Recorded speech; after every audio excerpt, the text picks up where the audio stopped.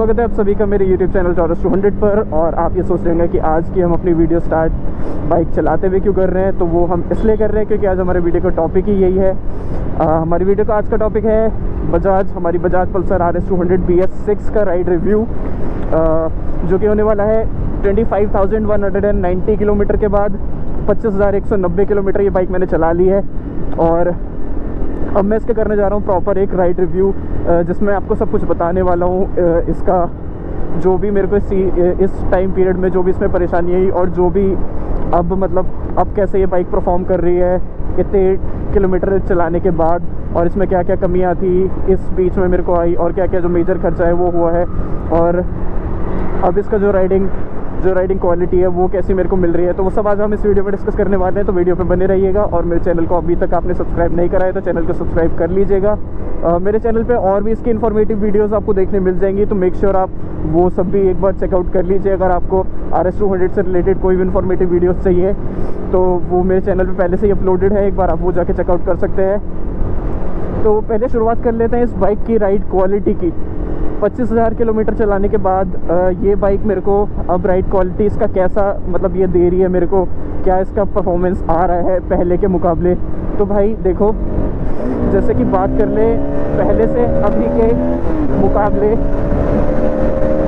तो भाई as such इसमें कोई भी मेरे को पावर ड्रॉप नहीं मिला है अभी तक। कोई भी इसमें ऐसा लैग नहीं है इस बाइक में कि जो पहले के मुकाबले, जैसे पहले स्टार्टिंग में जब मैंने बाइक परचेज़ करी थी, ये नई बाइक परचेज़ करी थी मैंने 2022 अक्टूबर में, BS6 वाला वेरिएंट है ये, उससे अगर कंपेयर करें तो भाई कोई भी इसमें पावर लैग, कोई भी ऐसा डिफरेंस नहीं है मेजर की क्या बोलते हैं इसमें बहुत पावर लैग आ गया हो विद इन द टाइम, या फिर ये बाइक बहुत ज़्यादा ख़राब परफॉर्म कर रही हो, कुछ भी लैग नहीं है। जैसे ये बाइक पहले भाई पावर देती थी, आज भी इसकी वैसी ही पावर है, वही साउंड नोट है, वही सब कुछ है, कुछ भी चेंज नहीं आया। हाँ, अगर एकदम डिटेल में अगर मैं आपको बोलूँ कि क्या बोलते हैं जैसी पहली नई बाइक होती है उससे कंपेयर करूँ तो उतना भाई देखो उतना रिफाइनमेंट नहीं रहा है। हल्का सा ड्रॉप आया है रिफाइनमेंट में, क्योंकि भाई नया इंजन होता है, वो बहुत ज़्यादा एकदम फ्रेश इंजन से आप कंपेयर नहीं कर सकते, वो कोई सी भी चाहे बाइक को आप कंपेयर नहीं कर सकते हो। बट हाँ, उसके अलावा अगर मैं बात करूँ तो भाई कुछ भी इसमें कमी नहीं है। सच्ची बता रहा हूँ, ये कोई पेड प्रमोशन नहीं है, मेरा कोई कोलैबोरेशन नहीं हो रखा है बजाज वालों से, बट सच्ची बता रहा हूँ इस बाइक में मेरे को कोई भी, जेन्युइनली बता रहा हूँ, कोई कमी नहीं लगी है। ऑल्दो इस बाइक का 2 बार एक्सीडेंट भी हो चुका है, और 2 मेजर जो इशू RS 200 के साथ लोग फेस करते हैं, आज वो भी डिस्कस कर लेते हैं। तो पहला जो मेजर इशू है वो है वाइब्रेशन। एक बार मैं आपको साइड में रोक के दिखा देता हूँ। तो ये हम साइड में रुक चुके हैं। तो मेजर जो लोग इसमें इशू फेस करते हैं वो होता है वाइब्रेशन का, जो कि मेनली यहीं पे आता है। तो एक बार आप ये ध्यान से सुनिएगा।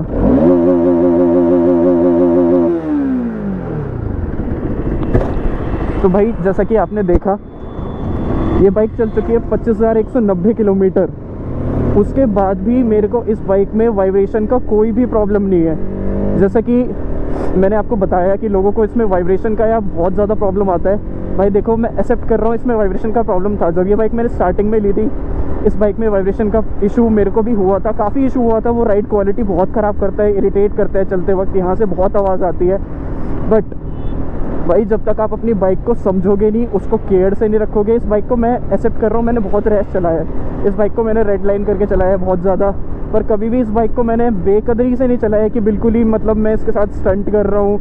और ऊबड़ खाबड़ पैचेज़ हैं, जो रफ़ पैचेज़ हैं, उसमें मैंने इसे कुदा रखा है। और किसी भी मैंने ऐसे पर्सन को अपनी बाइक नहीं दी है जिस पे मेरे को ट्रस्ट ना हो, या किसी भी ऐसे मैंने थर्ड पर्सन को सेकंड पर्सन को मैंने ऐसी बाइक चलाने नहीं दी अपनी। मैंने खुद ही से चलाया है, खुद ही अच्छे से रखा है, बहुत अच्छे से केयर करके रखा है, टाइम टू टाइम इसकी सर्विस कराई है, और हर टाइम से पहले इसकी मैंने सर्विस कराई है हमेशा। तो मेरे को इसमें कोई भी इशू नहीं आया। और बात करें इसकी वाइब्रेशन की, तो भाई वाइब्रेशन होती थी, उस चीज़ को मैंने खुद ही देखा, समझा, खोला, खुद ही उसे ठीक करा। उसकी वीडियो भी आपको मेरे चैनल पे देखने मिल जाएगी कि कैसे जो वाइब्रेशन का इशू होता है उसको कैसे ठीक करा जाए। वो मैंने अपने चैनल पे डाल रखी है शॉर्ट के तौर पे, तो वो आप जाके चेकआउट कर सकते हैं।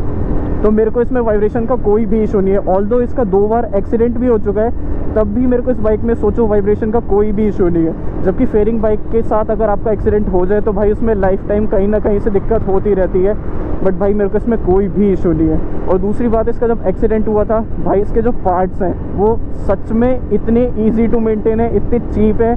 मतलब पार्ट्स की क्वालिटी चीप नहीं कह रहा हूँ मैं, पार्ट्स का जो प्राइस है वो इतना चीप है कि भाई आप इजीली इसे अफोर्ड कर सकते हो। इस बाइक को आप इजीली मतलब मेंटेन कर सकते हो, इस बाइक को आप इजीली मेंटेनेबल है भाई। इसके पार्ट्स मैं सोच रहा था जब मेरा एक्सीडेंट हुआ था कि बहुत ज़्यादा पैसे लग जाएंगे, मैंने इसे इंश्योरेंस क्लेम नहीं कराया था क्योंकि उसमें वो बहुत टाइम लगा लेते हैं, तो मैंने खुद ही ये ठीक करा दी थी। तो कोई भी दिक्कत नहीं है, सच्ची बता रहा हूँ। और बात कर ले इसकी हैंडलिंग की, तो भाई एक नंबर हैंडलिंग है इसकी, सच में बहुत कॉन्फिडेंस देती है। और ब्रेकिंग भी इसकी, इसमें आपको डुअल चैनल ABS मिल जाता है भाई। कभी भी मेरे को ऐसा नहीं लगा कि इस बाइक में मेरे को ब्रेकिंग के साथ या हैंडलिंग के साथ इशू आ रहा है। इतनी इजीली हैंडल हो जाती है, मतलब पूरा कॉन्फिडेंस देती है राइडर को। और जो इसका पोस्चर है वो भाई पूरा इतना अग्रेसिव भी नहीं है कि आपको मतलब पेन होना शुरू हो जाए। हाईवे पे भी अच्छे से आप इसको निकाल सकते हैं आराम से कम 60-70 किलोमीटर तो आप आराम से इस पर बिन रुके चला सकते हैं। थोड़ा बहुत आपको रिस्ट में थोड़ा बहुत पेन होगा क्योंकि ऑल्दो मतलब थोड़ा ये स्पोर्ट्स टूरर सेगमेंट है, थोड़ा सा इसका जो पोस्चर है ऑल्दो ये कंफर्टेबल है, बट चाहे कोई सी स्कूटी भी यार इतनी कंफर्टेबल होती है, उसमें भी बैठे बैठे आपका शरीर दुखने लग जाता है। तो पर आपको इसमें जैसे कि मैंने बताया कि इसमें पावर अभी तक कोई लैग नहीं है भाई, कोई भी दिक्कत नहीं है। ये आपको पावर इतना देती है कि हाईवेज़ पे आप चलाएंगे तो आपको और ज़्यादा मतलब मज़ा आएगा इस बाइक को चलाने में, आपको बिल्कुल भी थकावा फील नहीं होगा। बहुत मतलब फन टू राइड बाइक आप इसे कह सकते हैं। तो अगर आप इसे कंसीडर करना चाह रहे हैं 2024 में, तो भाई डेफिनेटली मैं रिकमेंड करूंगा कि भाई ये बाइक में सच में कोई भी दिक्कत नहीं है अगर आप अच्छे से चलाते हैं तो। अब बहुत से लोग रोते रहते हैं कि यार हमारी बाइक में ये दिक्कत है, वो इसलिए होती है क्योंकि आप अपनी बाइक को प्रॉपर मेंटेन नहीं करते हो, अपनी बाइक को आप अच्छे से केयर नहीं दे पाते। जो बाइक आपकी चाहती है एटलीस्ट भाई, जो कंपनी ने दे रखा है, जो शेड्यूल दे रखा है, उस इंटरवल में आप उसकी अगर सर्विस ही करा लेंगे तो भाई वही बहुत बड़ी बात है। ये बाइक आपको कोई भी दिक्कत नहीं देने वाली है। 25,000 किलोमीटर कवर करने के बाद भी मेरे को इस बाइक ने ना ही कहीं धोखा दिया, ना ही कहीं इसमें कोई मेजर इशू आया। और जो दूसरा जो मेजर इशू RS 200 के साथ लोगों को आता है वो होता है इसका चेन सेट का। काफ़ी लोग इसकी काफ़ी बुराइयां करते हैं कि भाई बजाज का जो चेन सेट होता है वो बहुत जल्दी बोल जाता है और बहुत ख़राब है। कंपनी ने RS 200 का चेन सेट का क्लेम कर रखा है कि 19,000 पे आपको चेन सेट चेंज करा लेना है। सच्ची बोल रहा हूँ, 19 एग्जैक्ट 18,500 पे मेरी जो चेन सेट है वो ढीली होनी शुरू हो गई थी। उससे कोई इतना बड़ा इशू नहीं था, वो ढीली हो गई थी तो बस आवाज़ करती थी थोड़ी। उससे पहले मेरे को चेन सेट में ना ही आवाज़ आई, ना ही कोई इशू करा, कोई दिक्कत नहीं हुई थी क्योंकि मैं टाइम टू टाइम हर 1500 किलोमीटर पे अपनी बाइक का जो चेन है उसे ल्यूब करता था मोटिव के चेन ल्यूब से। और चेन जो क्लीनर होता है वो ब्रश होता है 3 साइड टीथ वाला, उससे अपनी चेन को मैं प्रॉपर क्लीन करता था और उसके बाद मैं अच्छे से उसे ल्यूब करता था। तो भाई मेरे को चेन सेट में भी कोई दिक्कत नहीं आई। 1800 रुपये का इसका चेन सेट था जो कि डेफिनेटली वर्थ इट था। मैंने एग्जैक्टली वो चेंज कराया था 20,000 किलोमीटर पे मैंने चेन सेट चेंज कराया था, जो कि भाई जो कंपनी वाले जो भैया थे वो भी कह रहे थे कि भैया बहुत मतलब ढंग से चलाइए आपने, जो एग्जैक्ट इसका 20,000 किलोमीटर पर आपने चेन सेट चेंज हुआ है आपका। ऑल्दो मैं इसको बहुत रफ चलाता हूँ, वो मैंने इसे यूज़ भी करा है तो मैंने अब्यूज़ भी करा है। अगर मैं इसे कह रहा हूँ कि मैंने केयर करी है इसकी, तो भाई मैंने इसे रफ भी चलाया है, काफ़ी मतलब रेड लाइन करके भी चलाया है, पर कभी भी मैंने ऐसे किसी उल्टे सीधे इंसान के हाथ में नहीं दी है अपनी बाइक। और कभी भी मैंने ऐसे बिल्कुल ही ईगो राइडिंग नहीं करी है कि मैं हाईवेज़ पे किसी के साथ रेस कर रहा हूँ। मैंने कभी भी मतलब अगर भगाई भी है तो खाली रोड देख के, जिससे किसी और को दिक्कत ना हो, क्योंकि भाई रोड पे किसी की फैमिली भी चल रही होती है, लोग भाई नहीं देखते हैं, वो उनकी दिक्कत है। हम किसी को भाई देखो मना तो नहीं कर सकते, बट हम खुद से ये इनिशिएट ले सकते हैं कि भाई किसी और को हमारी वजह से दिक्कत ना हो। तो मैंने अगर इसे रेड लाइन करके भी चलाया है, तो जैसे अभी ये खाली पैच है, इस पे थोड़ा रेड लाइन कर लिया। वरना ऐसे सिटीज़ में मैं कहीं से भी ऐसे गलियों कूचों में लोगों के बीच से ऐसे हवाबाजी करते हुए, छपरीपना करते हुए मैंने कभी ये बाइक को नहीं निकाला है और कभी इससे स्टंटबाजी नहीं करी है। तो इस बाइक ने भी मेरे को उतनी वफा दी है, इस बाइक ने कभी मेरे को धोखा नहीं दिया। कहीं पे इसके पार्ट्स बोल रहे हैं, इस बाइक ने मेरे को कभी भी इरिटेट नहीं करा। और हाँ, एक चीज़ का मैं ज़रूर इसका बोलूँगा, ड्रॉबैक मेरे को लगा है, वो आपके लिए नहीं हो सकता है, क्योंकि देखो मेरे लिए भी वो इतनी बड़ी बात नहीं है, क्योंकि जो इसका एक मेरे को जो माइनस पॉइंट लगा है वो है इसका एवरेज। जैसे कि मैंने आपको बताया, मैं ऐसे थोड़ा रफ चलाता हूँ, रेड लाइन करके चलाता हूँ। तो ये बाइक मेरे को अभी मैंने ऐसा कभी इस चीज़ को वो नहीं करा है, कभी इसका टेस्ट नहीं करा है, बट मैं अपने अंदाजे से कह सकता हूँ कि ये बाइक मेरे को 28 का एवरेज देती है मेरे राइडिंग स्टाइल के हिसाब से, क्योंकि मैं ऐसे रेड लाइन करके चलाता हूँ। अब जैसे हाईवे पे मैं इतनी स्पीड पे चल रहा हूँ, तो भाई मैं श्योरिटी के साथ कह सकता हूँ, कंपनी क्लेम करती है 35 का, बट ये 35 से प्लस एवरेज निकाल के मेरे को दे देती है हाईवेज पे। जब कभी मैं ऐसा हाईवे पे लेके निकलता हूँ, वैसे मैं हाईवे पे मेरा बहुत कम जाना होता है, बट जब कभी हाईवे पे लेके निकलता हूँ मैं इस बाइक को, तो भाई 35 प्लस ही मेरे को ये एवरेज दे देती है। पर मेरे राइडिंग स्टाइल के हिसाब से ये मेरे को 28 का ही देती है। तो भाई 25,000 अब 199 किलोमीटर चल चुकी है, क्योंकि भाई हम रोड पे चल रहे हैं इसलिए।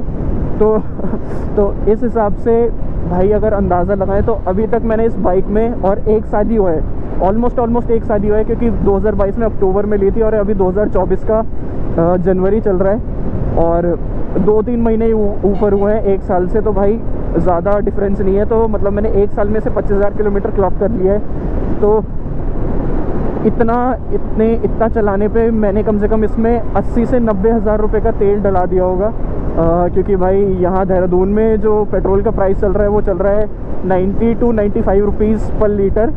तो उस हिसाब से भाई मेरी मैथ्स वैसे इतनी ठीक नहीं है, मेरे को करेक्ट कर देना, और मेरे को गाली वूली मत बकना भाई, मेरे को कमेंट सेक्शन में करेक्ट कर देना अगर मैं कहीं गलत हूँ तो। बट इस हिसाब से मेरा 80 से 85 या फिर 90 हज़ार तक का मैंने इसमें तेल डला दिया है, और बाकी सारी मॉडिफिकेशन सारा मिला के तो भाई ऑलमोस्ट मैंने इस बाइक में इन्वेस्ट कर दिया है। और एक्सीडेंट भी हुए थे, उसका भी मैंने इंश्योरेंस क्लेम नहीं कराया था, मैंने खुद ही ठीक कराया था। तो उसका अगर सारा मिला दे तो भाई इस बाइक में मैंने कम से कम 1 लाख प्लस तो पैसे लगा दिए भाई इस बाइक में। 2 लाख का इस बाइक का जो एक्चुअल कॉस्ट था, ऑन रोड प्राइस था, वो 2 लाख समथिंग था, और उस पे ऊपर मैंने 1 लाख रुपए इस बाइक पे अभी तक लगा दिए। तो भाई देखो, वैसे कोई घबराने वाली बात नहीं है, इतनी डर वाली बात नहीं है, क्योंकि ये एवरेज मेरे को इसलिए ज़्यादा पड़ गया क्योंकि मेरे पास कोई सेकेंडरी व्हीकल नहीं है। मेरी डेली कम्यूटिंग के लिए, छोटे मोटे कामों के लिए, कॉलेज जाने के लिए, हर चीज़ के लिए, अगर मेरे को छोटे से छोटा काम भी करना है भाई, तो मेरे हर चीज़ के लिए मैं इस बाइक को यूज़ करता हूँ। अगर आप इस बाइक को कंसीडर कर रहे हैं एज अ सेकेंडरी व्हीकल, या फिर मतलब आप पे कोई सेकेंडरी व्हीकल है और इस बाइक को आप कंसीडर कर रहे हैं एज अ वीकेंड राइड, कि आप वीकेंड पे आप इसे लेके निकलेंगे, कभी कभार लेके जाना है, या कभी कभार जब आपको अगर सिर्फ वीडियो बनानी है तब लेके निकलना है, तो भाई डेफिनेटली आपको ये एवरेज भी इतना प्रॉब्लम नहीं लगेगा। और मैं कोई बात बताऊं कि भाई और चीज़ मेरे को जो इसमें दिक्कत लगी है, तो सच्ची बता रहा हूँ भाई, इस बाइक में मेरे को कोई भी दिक्कत नहीं लगी है। मेरा एक्सीडेंट हो गया था पिछले ईयर दिसंबर में, इसका गियर शाफ्ट टूट गया था, अंदर ही, मतलब टूटा नहीं था, बेंड हो गया था, तो वो 6th गियर पे अटक गई थी। उसके बाद भी ये बाइक मेरे को घर लेके आ गई है। और भाई एज सच मेरे को फीचर में भी इसमें कोई भी ऐसा नहीं लगा कि भाई इतने मेरे को मतलब फ़ीचर की इसमें कमी लग रही हो। लोगों को आज की डेट में भाई लोगों से देख के इन्फ्लुएंस कभी नहीं होना चाहिए। अगर आप लोगों को देख के इन्फ्लुएंस हो रहे हो कि भाई हाँ उसकी बाइक में तो ये फ़ीचर है, तो भाई आप किसी भी बाइक से कभी भी खुश नहीं रह पाओगे, क्योंकि भाई आप जितने पैसे लगाओगे वो उतने फ़ीचर आपको मिलते रहेंगे। तो वो चीज़ नेवर एंडिंग चीज़ है भाई। तो उससे आप कभी भी इन्फ्लुएंस मत हो दूसरों को देख के। मैं बता दूं भाई, लोगों को इतने सारे फीचर चाहिए होते हैं बाइक में। ये जो लोग होते हैं ना, जिनको इतने सारे फीचर चाहिए होते हैं अपनी बाइक में, उन्हें गाड़ी मोड़ते वक्त एक इंडिकेटर नहीं देना आता होगा, और उन्हीं की वजह से एक्सीडेंट होते हैं गाड़ियों, मतलब रोडों पे। तो भाई देखो, मेरे को इस बाइक में कभी भी फील नहीं हुआ कि किसी फीचर की इसमें कमी है। और बेसिक जो फीचर होते हैं भाई, इतनी पावर को मेंटेन करने के लिए सेफ्टी फीचर जो होते हैं, ड्यूल चैनल ABS जो कि इस बाइक में है। और भाई सच्ची बता रहा हूँ, इस बाइक की ब्रेकिंग इतनी अच्छी है, इतना कॉन्फिडेंस देती है कि कभी भी मेरे को ऐसा नहीं लगा कि सडन अगर कुछ आ जाए सामने तो मैं इस बाइक को कंट्रोल नहीं कर पाऊँगा।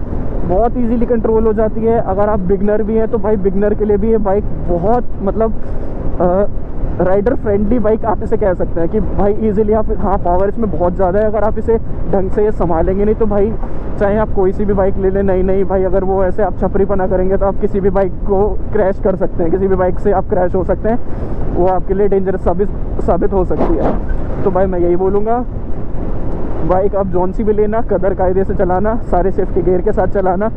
अगर नहीं भी है तो धीरे धीरे भाई उस चीज़ के लिए पैसे जोड़ो, बट उस चीज़ को एक माइंड में ज़रूर रखना कि भाई हाँ आपको अगर इतनी पावरफुल आप चीज़ चला रहे हैं तो उसके साथ आप पे रिस्पॉन्सिबिलिटीज़ भी आती हैं, और सिर्फ अपनी नहीं, रोड पे जो और लोग भी चल रहे हैं उनकी भी।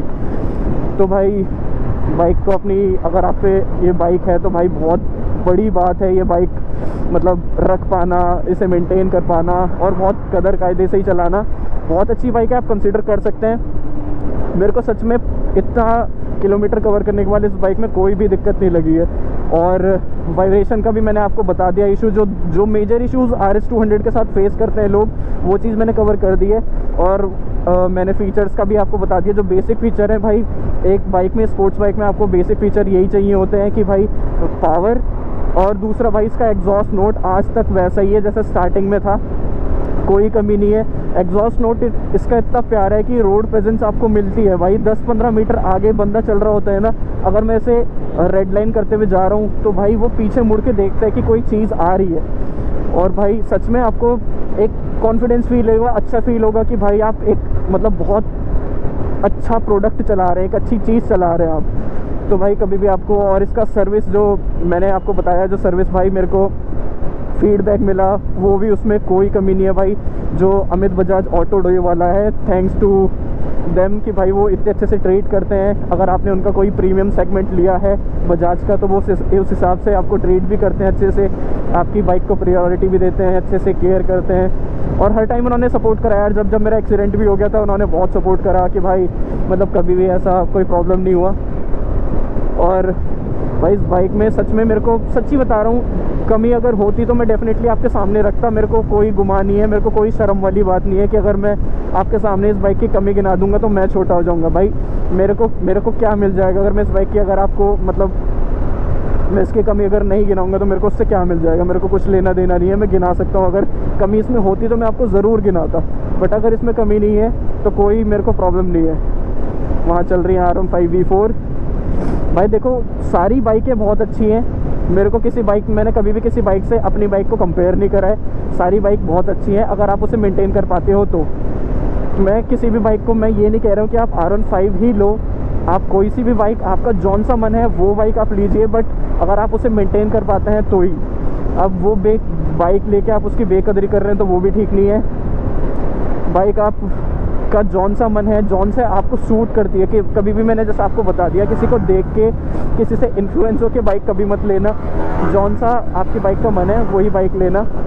तो टॉपिक पे जो मेन चीज़ें थी, आई होप मैंने वो कवर कर दी हूँ। जो चीज़ मैं कवर ना कर पाया हूँ वो सब आप मेरे से कमेंट सेक्शन में भी पूछ सकते हैं। और ये था मेरा राइडिंग रिव्यू BS6 RS 200 के ऊपर। अगर आपको और किसी टॉपिक के ऊपर वीडियो चाहिए होगा तो आप मेरे को ज़रूर से बताइएगा कमेंट सेक्शन में, और ये वीडियो आपको कैसा लगा वो भी कमेंट सेक्शन में ज़रूर से बताइएगा।